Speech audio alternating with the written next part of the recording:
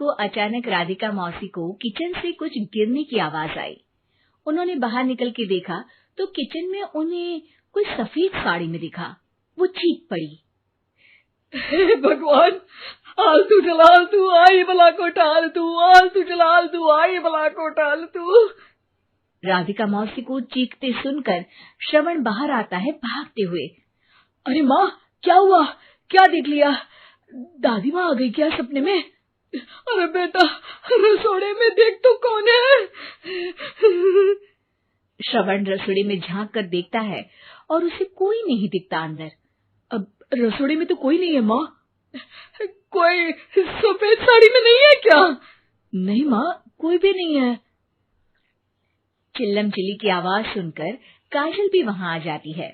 अब क्या हो गया माँ जी? अरे बेटा, रसोड़े में एक चुड़ैल थी सफेद साड़ी में। अरे क्या कर रही थी वो अंदर? अरे बताया नहीं, कल आएगी ना तो पूछ लूंगी। चुड़ैल जी, आपका क्या प्लान है? माँ जी, रात बहुत हो गई है, आपने कोई बुरा सपना देखा होगा, चलिए सो जाइए। राधिका मौसी सोने तो चली जाती है पर उनको रात भर नींद ही नहीं आती। वो कुछ भी उलझुल बातें सोचने लगती है।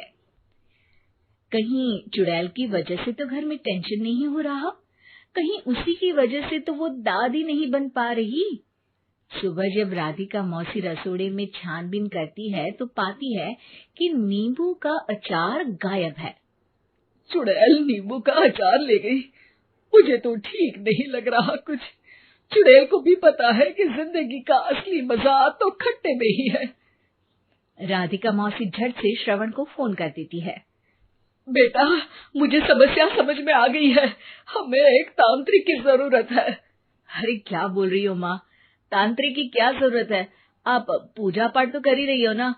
आलतू जलालतू मंत्र सारे फालतू जैसे कुछ मंत्र पढ़ो, चली जाएगी अपने आप चुड़ैल।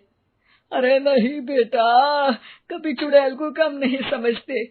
अरे तुझे पता भी नहीं चलेगा कि कभी वो छल करके काजल की जगह घर की बहू खुद बन जाएगी। क्या माँ, कुछ भी बोल रही हो? कहाँ काजल और कहाँ चुड़ैल? वैसे एक बात बताओ, काजल को अगर गाने के लिए बोल देना तो चुड़ैल काजल की आवाज सुनकर घर तो क्या, धरती लोग छोड़कर चली जाएगी। तुम ना पढ़े लिखे बच्चे हर चीज को मजाक समझते हो। तुम रहने दो, मैं खुद ही तांत्रिक को बुला लेती हूँ। अच्छा सुन, शाम को इमली लेके आना। क्या है कि चटनी खाए बहुत दिन हो गए है ना? नहीं माँ, इमली तांत्रिक से ही मंगवा लो ना, आटा वगैरह भी उसी से पिसवा लेना। देखो मुझे काम करना है। श्रवण रात को कई तरह की सब्जियों के साथ माँ के कहने पे चटनी के लिए इमली भी ले आया था, लेकिन राधिका मौसी के दिमाग में अलग ही फिल्म चल रही थी। उन्हें अब सिर्फ शक ही नहीं यकीन होने लगा था कि शायद चुड़ैल ने श्रवण पर अपना जाल बिछा दिया था, जिस वजह से श्रवण उनकी बात ही नहीं मान रहा था। पर कोई नहीं, आने वाली रात में राधिका मौसी खुद तैयार हो गई चुड़ैल को पकड़ने के लिए। रुद्राक्ष की माला, तुलसी का पत्ता, हनुमान चालीसा सब हाथ के पास ही था, बस चुड़ैल का इंतजार था। और जैसा राधिका मौसी ने सोचा था वैसा ही हुआ।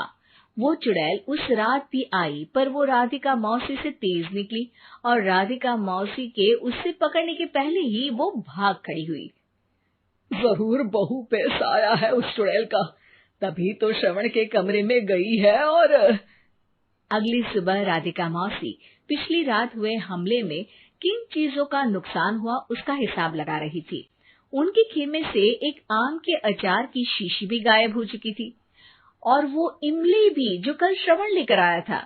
राधिका मौसी इस बारे में सोच ही रही थी कि श्रवण जल्दी से रसोड़े में आकर दवाइयों की पोटली ढूंढने लगता है। अरे बेटा, क्या हो गया? अब माँ, वो काजल की तबीयत खराब है, बहुत घबराहट हो रही है उसे। हे भगवान, मैंने पहले ही कहा था कि तांत्रिक को बुला लेते हैं, पर नहीं, अब देखो उस चुड़ैल ने काजल को अपने वश में करना शुरू भी कर दिया है। हालांकि श्रवण भूतों में विश्वास नहीं करता था, पर अब वो भी डर जाता है और राजी हो जाता है एक तांत्रिक को बुलाने के लिए। कुछ ही घंटों में तांत्रिक आ जाते हैं और राधिका मौसी तांत्रिक जी को सब बता देती है। घोर संकट, घनघोर संकट, चुड़ैल को मारू जोर चाकट, ओम भट स्वाहा खटखा के आहा। अरे ये क्या मंत्र है? मेरे खुद के ओरिजिनल मंत्र है, कल रात को ही लिखे हैं, अच्छे लगे तो दाद चाहूंगा। एक और मंत्र सुनो, अर्ज किया है आब्राकडाब्रा, दिल्ली बम्बई आगरा, चंदा मामा सोबरले सुरन मामू जारा। ये मंत्र है? अरे कोई 40 वालीसा पढ़ो ना। वक्त कम है, 40 नहीं पड़ेंगे, 20-25 में काम चलाना पड़ेगा। अलग निरंजन जाके लंदन, मुफ्त का मंजान घिस मेरे नंदन। अरे जल्दी करो तांत्रिक जी, जल्दी करो। तांत्रिक अपने उल झलूल मंत्र पढ़ने लगता है। श्रवण को तांत्रिक पे शक होता है। वो अपने एक डॉक्टर दोस्त को कॉल कर देता है ताकि कोई अनहोनी हो तो इमरजेंसी में चीजें मैनेज हो जाए। तांत्रिक धुनी रमाता है, जिसकी वजह से कमरे में काफी धुआं हो जाता है और जिसकी वजह से बहू की घबराहट बढ़ जाती है। अब भागेगी चुड़ैल। हाँ। बहू खांसते हुए धुएं से बचने के लिए बाहर चली जाती है। अरे भाग रही है, भाग रही है। पीछे पीछे श्रवण भी जाता है। बहू एक सोफे पर बैठ जाती है। तभी डॉक्टर दोस्त आ जाते हैं और श्रवण को पानी लाने के लिए कहते हैं। थोड़े चेकअप के बाद डॉक्टर कहते हैं, मेरे हिसाब से जाप का काम पूरा हो गया है। क्या मतलब? अरे कुछ भी नहीं माँ, कोई चुड़ैल नहीं है, खुशखबरी है, अब दादी बनने वाली है। मगर वो सब अचार के डब्बे।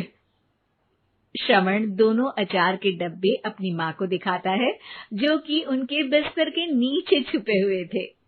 आपने सही बोला था माँ, वो चुड़ैल काजल ही थी जो खट्टा खा रही थी।